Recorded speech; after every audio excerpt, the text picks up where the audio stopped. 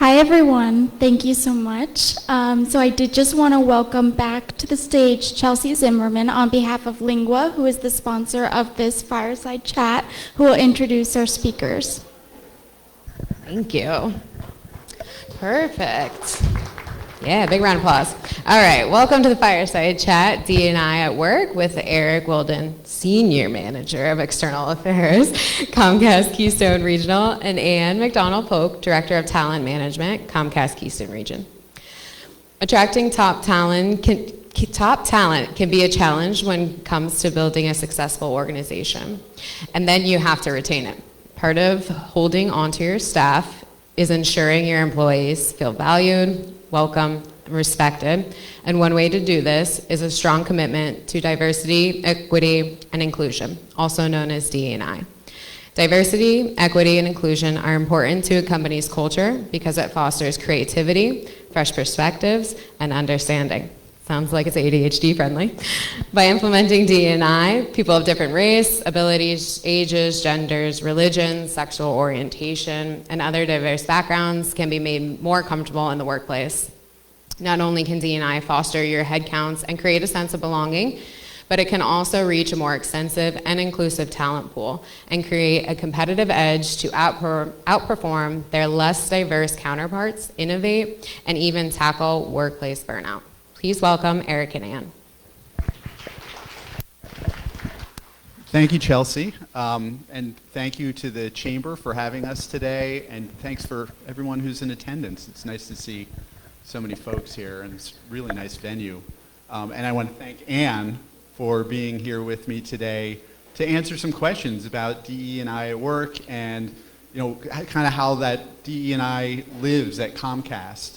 So we're just going to kick things off, Ann. I want to get into the story of DE&I at Comcast. So I got some questions for you. Sounds okay? good. All right. Let's launch into it. Why don't we just start at the beginning? Let's start with how and when Comcast started its DE&I journey. And a little bit about how that evolved over time. Absolutely. So good morning, everyone. When I think about DE&I at Comcast, I'll tell you, it'll be 10 years in June that I've been with the company. And when I first started looking for job opportunities, I was looking for a company that's values align with mine. And so, went onto the website, saw a lot of great information. And when I think about our journey with DE&I, it certainly started over 10 years ago, but we actually started tracking metrics and how we were growing from that perspective. We have 5 focus areas that we concentrate on. They're around our governance, supplier diversity, our workforce, programming, and community impact. And I know we'll talk a little bit about community impact later. But governance, when you think about who's at the top, the folks that are making the decisions from a board of directors perspective, 50% of our board of directors are women or people of color. So that was something that certainly resonated with me when you think about our strategy around DE&I. Then you think about our workforce. Our aspiration is to have 50% women in our positions, as well as 33% POC. So we're looking to have that across all positions, but currently we are measuring that at the director and plus level. Supplier diversity. So when you think about how we promote, increase, and improve participation in diverse businesses, we want to make sure that all businesses are represented from a diverse perspective, whether it is women, people of color, the LGBTQIA community. That's something that we certainly focus on. Programming. If you are a Comcast customer, I hope all of you are.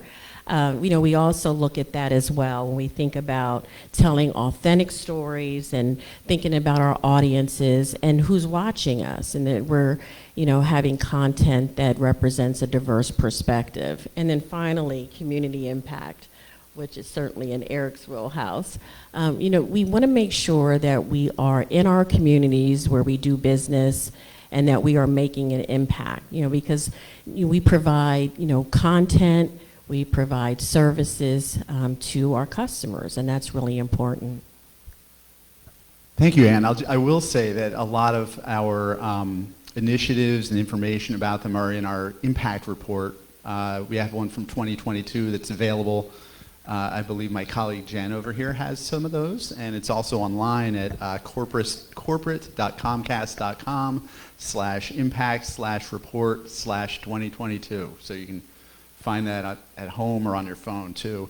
And so, Ann, you mentioned that you've been here for about 10 years and sort of the journey of DE&I along the way and the different areas of focus. And I started about a year and a half ago, right in the middle of the pandemic. And I wanted to let you know, because you're in HR, the thing that really sealed the deal for me, coming from the nonprofit world, which is what my background was in, was that in my last interview, which was with our regional senior vice president, Tony Murphy, she asked me about my own DE&I journey. And I realized this is the place I want to be. So I want to thank you for any part that you've had in that. But I also wanted to ask you about how the DE&I efforts and journey of Comcast changed during the pandemic, the social unrest after the murder of George Floyd. What has Comcast changed about the way it engages its employees in the efforts? And what's your personal experience been during that time? Great question. So, that was a tough time for us, not only as an organization, but also as a country, right?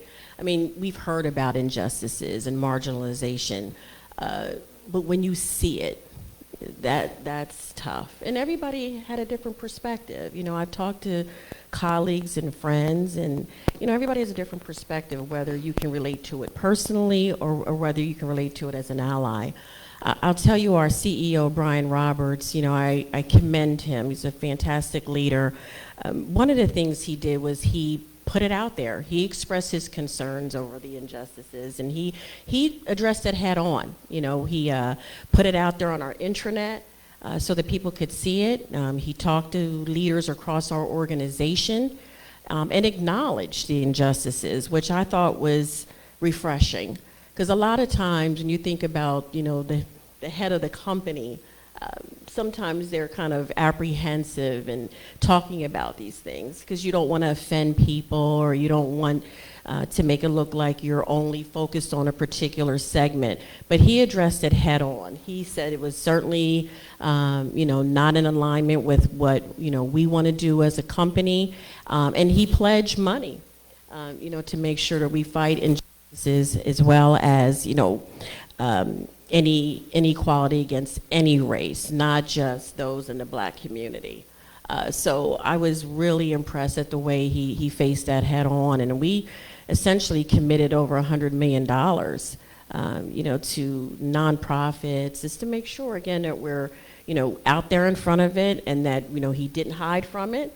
And, when I think about my experience, I'm in a unique situation because I grew up not having any biases towards any race. My son happens to be biracial. So for me, it was, wow, I always grew up respecting, police officers, and, I served in the United States Army, so I, certainly have a respect for authority. So from a personal perspective, yeah, it was tough. It was tough to see it, but I also recognize that a lot of positive things that have come out since then. The fact that as an organization, we're not afraid to talk about it. I think it was really taboo to talk about it, but the fact that Brian faced it head on and encouraged others, he gave us all the courage to talk about it. And I find now, through our huddles and the content that we have on our intranet, folks are much more comfortable, and leaders are creating that psychological safety where employees feel comfortable talking about their feelings and their perspectives, regardless of what they are. And the fact that we're all there to respect and understand everybody's perspectives, because everybody's different. Yeah, thank you. I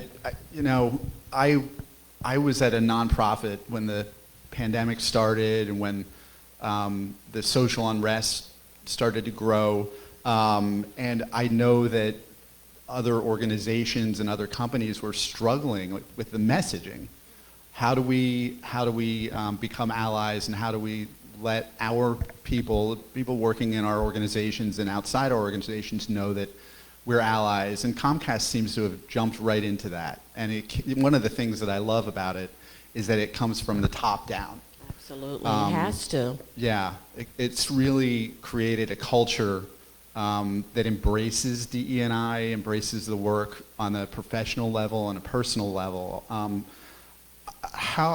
My next question has to do with measuring that work. Can you talk a little bit about how we measure it, and sort of what you're the most proud of what we've done? A couple of things.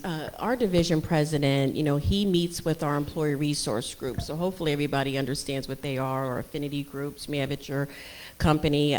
But he meets with them. Well, he met with them, I should say. We have a new president. Hopefully she'll get out to do the same. But he met with all the ERGs across our division. We actually have ERG leads. We usually have one or two that lead the ERGs, and then they actually met with him. They talked about their accomplishments. They talked about what their goals are. And he also asked, well, what do you need from me? So the fact that he's getting out there, meeting with the ERGs and finding, out what they need was really important. So we hope that work continues. We also do employee surveys.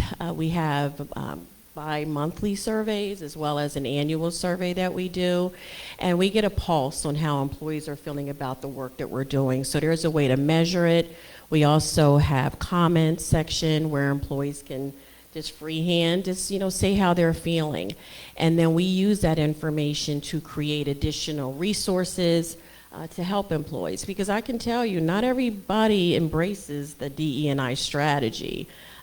And so everybody's on a different, journey in this space. And so we don't want to push it, down their throat, but at the same token, we want to make sure that employees understand that Comcast is committed to this work, and that we want everybody to be, a part of that process and understand what our company stands for. We've also hosted different listening sessions where we get feedback from employees. And then we also, want to be a good corporate citizen, right? So, we also get feedback from our partners. So that's also important. When I think about, to your other part of your question, Eric, about what I'm most proud of, there's a couple of things.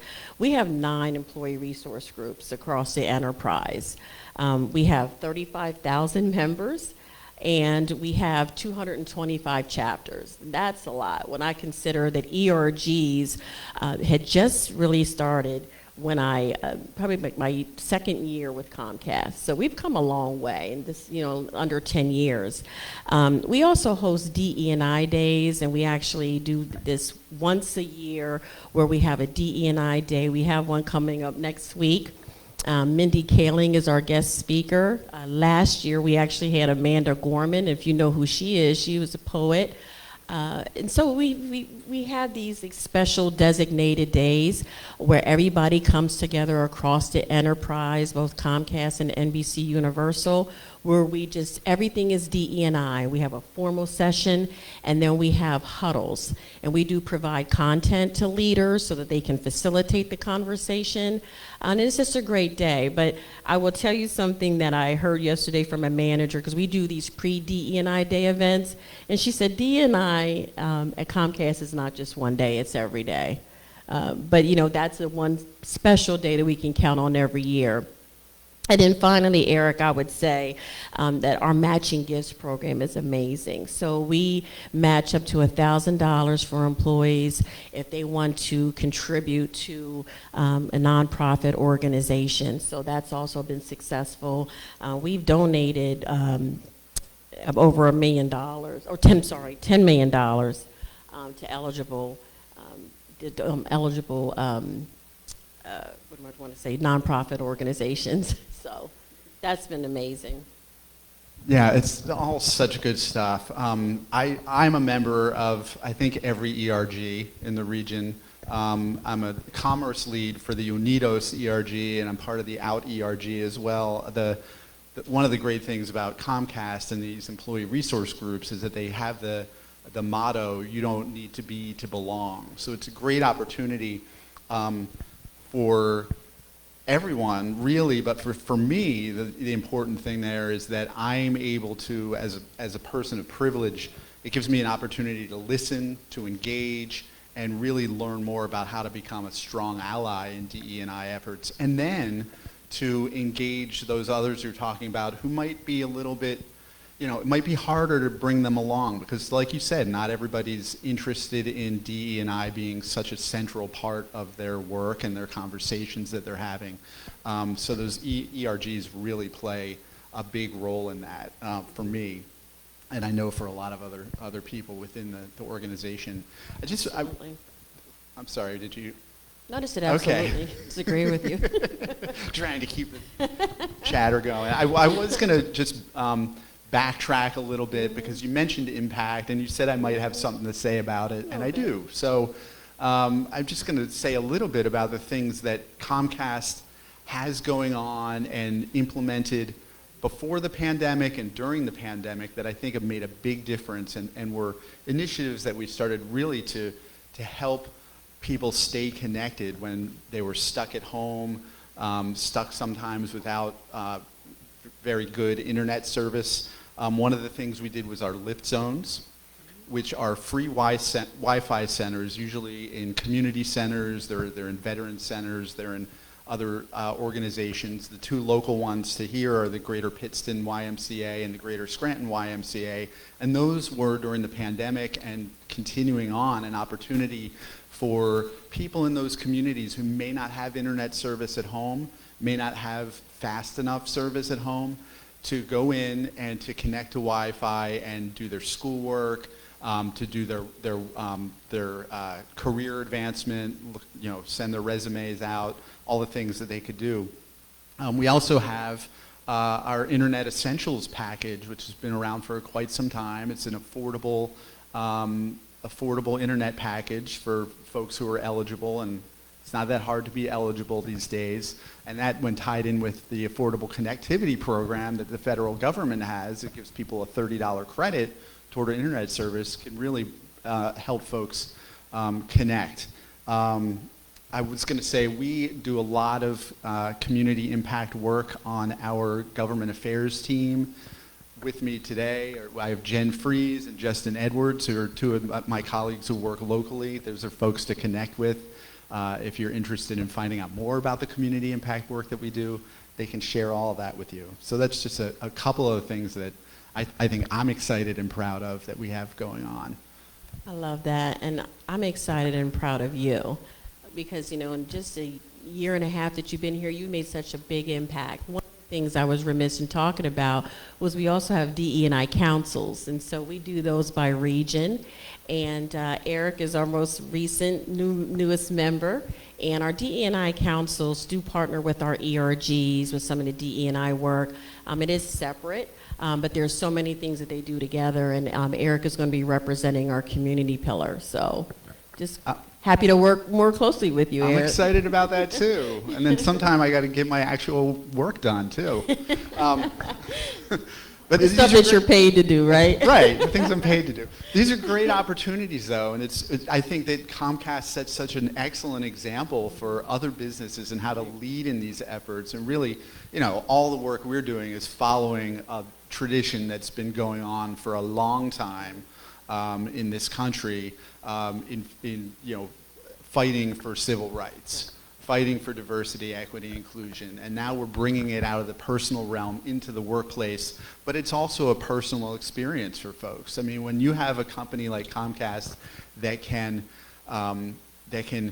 create opportunities within the business for people to develop themselves personally, that's one of the exciting things to me.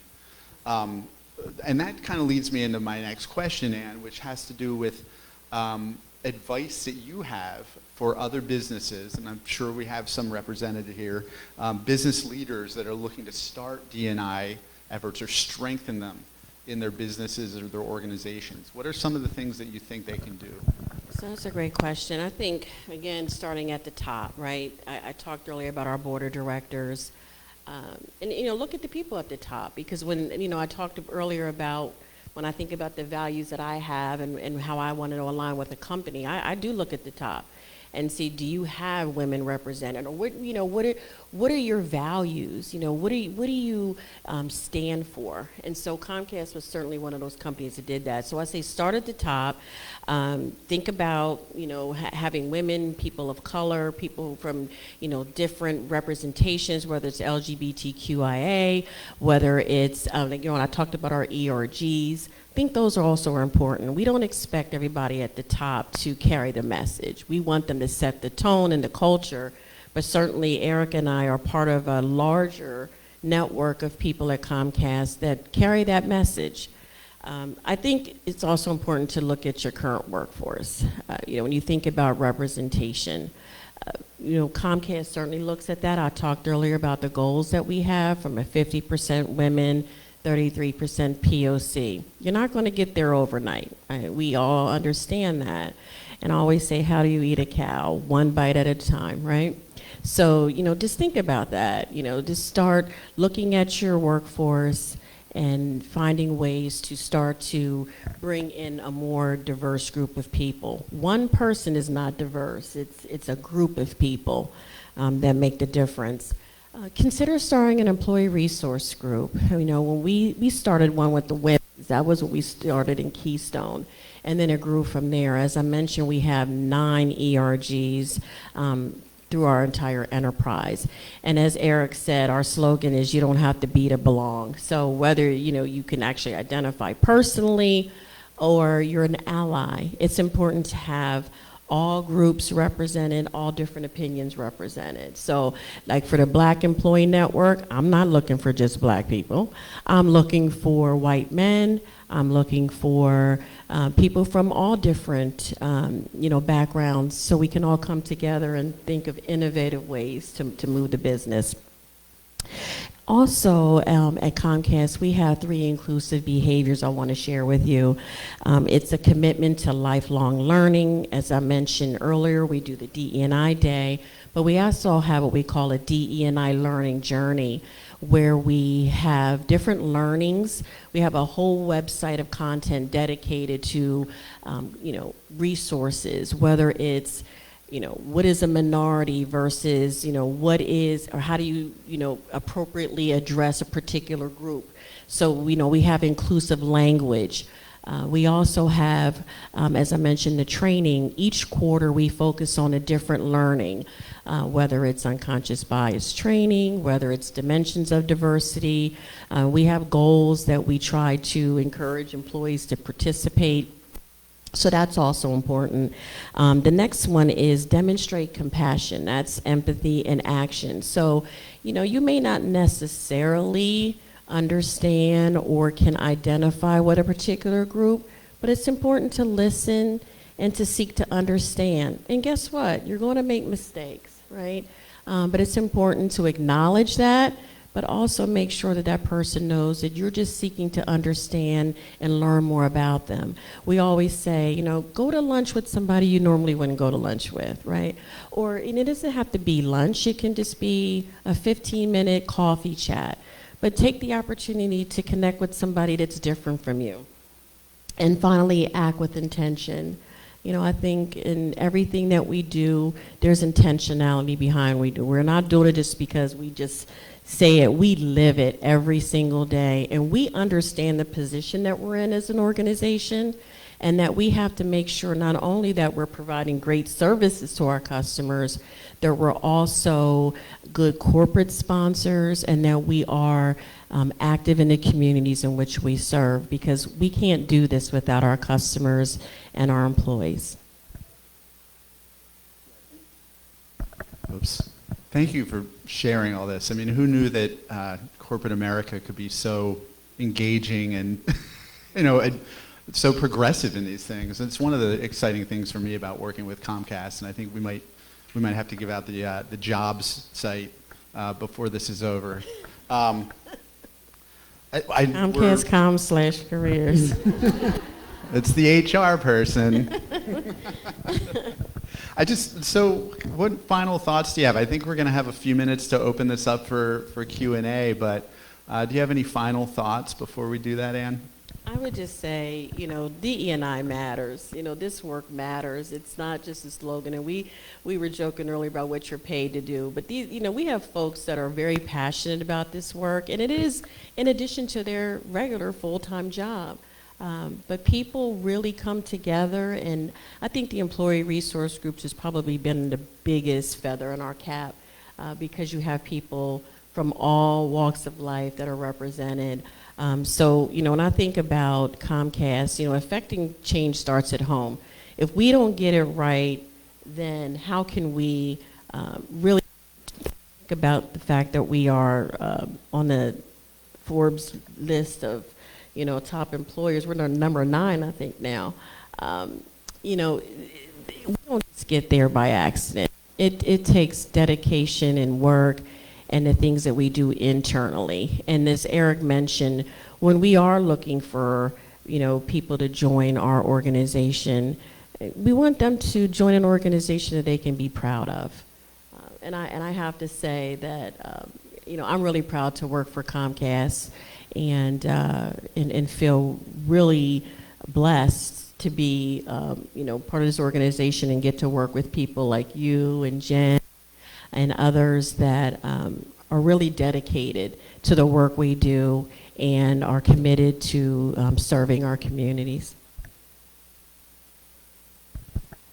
Thank you, and I'm going to echo that it's really exciting to work in a place where not only does Comcast acknowledge that the DE&I work makes the business better, because the data is out there that a more diverse workforce and that companies that focus on DE&I efforts are seeing better bottom line results, right? That's where the energy kicks in, especially for a corporation who, let's face it, we're there to provide a service that people pay for, and we want to be doing that well, but we can also do it in a way that engages people in this diversity work and creates a more diverse workplace. So that's exciting, but then it also has that personal level too, because you see the folks who are engaged in the ERGs, who are working outside of their regular work hours because they're passionate about these things, and it really, it's something that nourishes your soul in addition to being something that nourishes your bank account. It's not just a job. That's right. Right? Well, thank you, Ann, so much. I think we have a few minutes to open this up to questions. So awesome. Looks like we've got one already.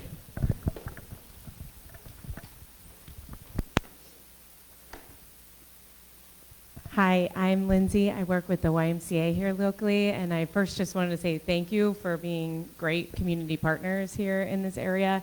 We were one of the Ys that, with the lift zones that you mentioned, and so we are just so thankful to have community partners like you all and supporting nonprofits and what we're doing in this area.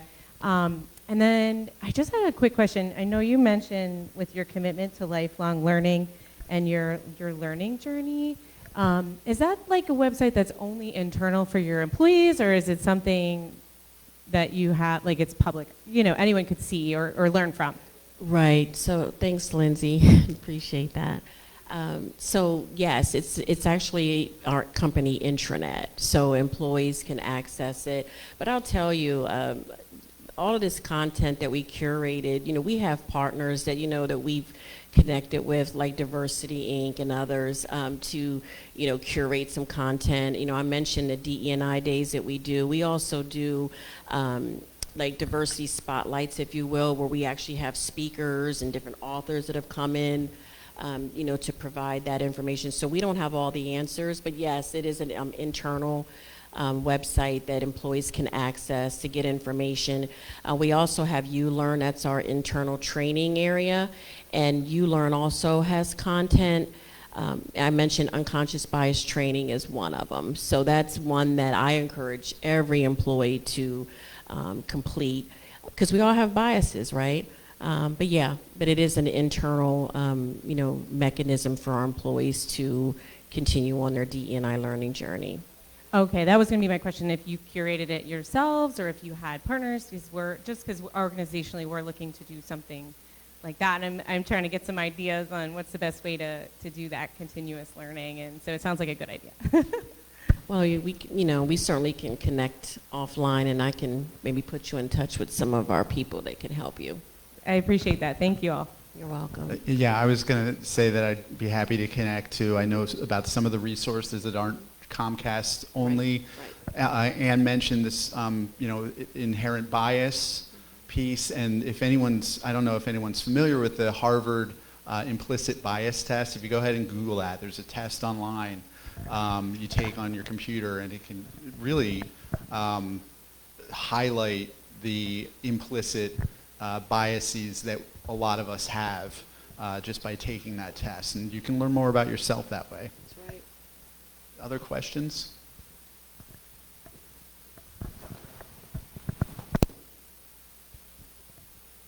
Hi, my name's Elizabeth Hughes.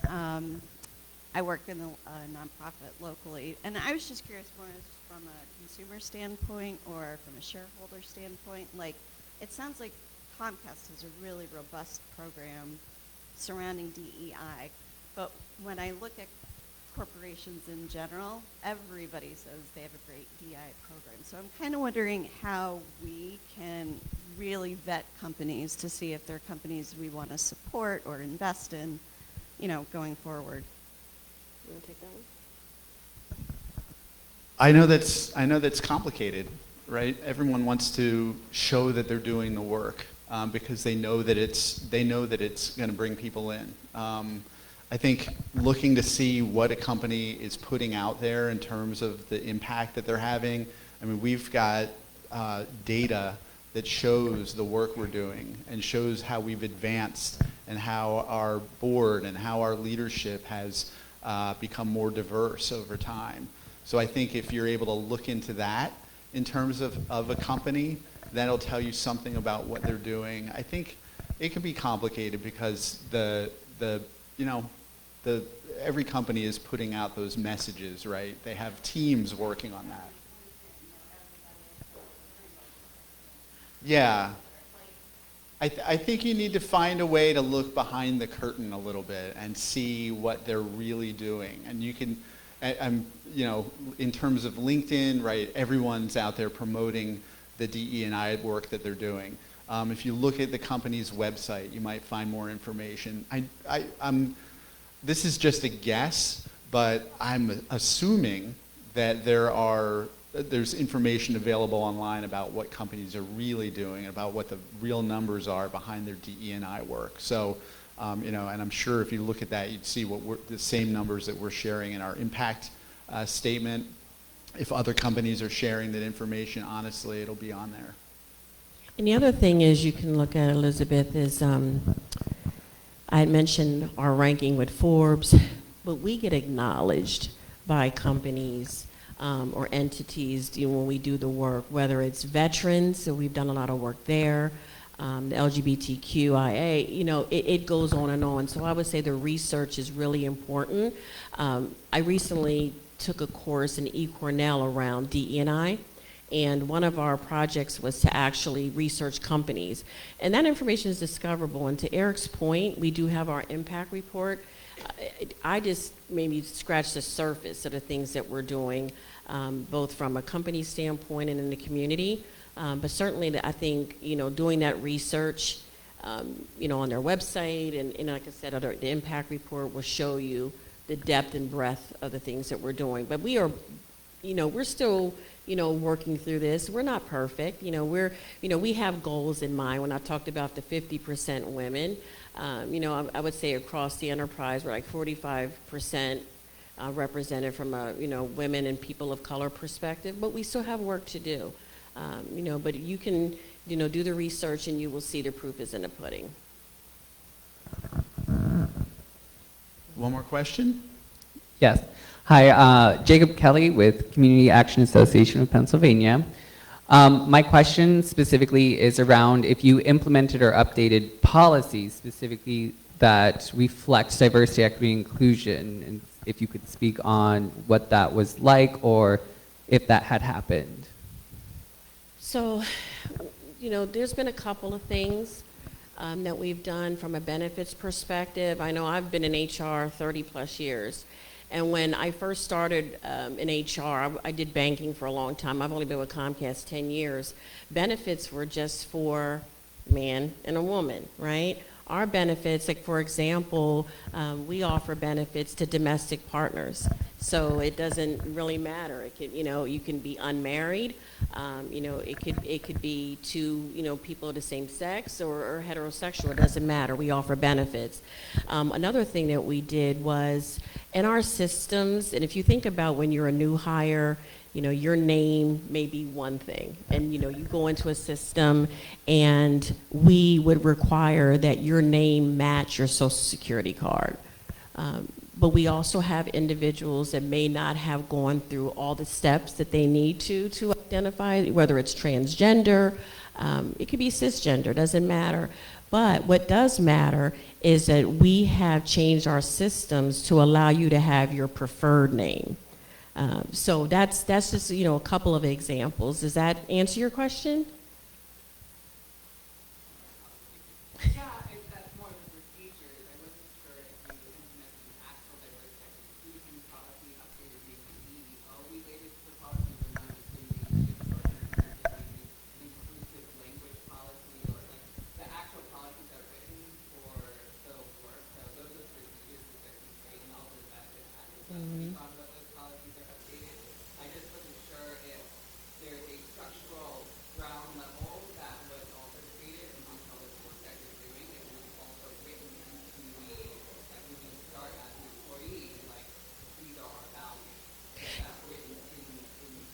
It is. It's part of our DE&I learning resources that I mentioned earlier. Like we have a whole guide that talks about inclusive language. We have training that talks about our inclusive language. And then our DE&I councils kind of help to carry that message. So yes, we have written that into our policies and procedures. And like I said, even when we talk about, preferred name, that was not something that we actually did before. And we actually had to go back to our vendor and actually get a change in the system to make sure that, because the way the system came, we have Workday. It didn't come with that preferred name, if you will. So, those are a couple of things. But as I mentioned earlier, you said David? Jacob. Oh, Jacob, I'm sorry. As you mentioned earlier, Jacob, these are things that we're doing to kind of advance it, but I can't say that we are, the work is not done. We still have, a lot of work to do. But we're on the road, right? Yeah. So I think we're out of time. Ann and I are still going to be here, I think, to answer any questions if you have them afterwards. Absolutely. But I just want to, again, thank the Chamber for having us. Thank you all for participating. And I want to thank Ann for being here to answer my questions today and have this chat with me. And thanks to the audience, and I wish you all the best.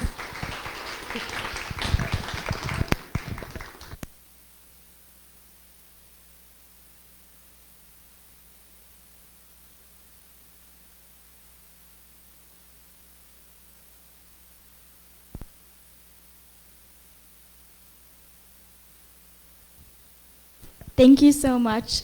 Can we have one more round of applause for our speakers? Great, and then we're just going to set up here. We're going to have a few minutes just in between, and we'll get our panelists up here, and then we'll send you guys off to lunch.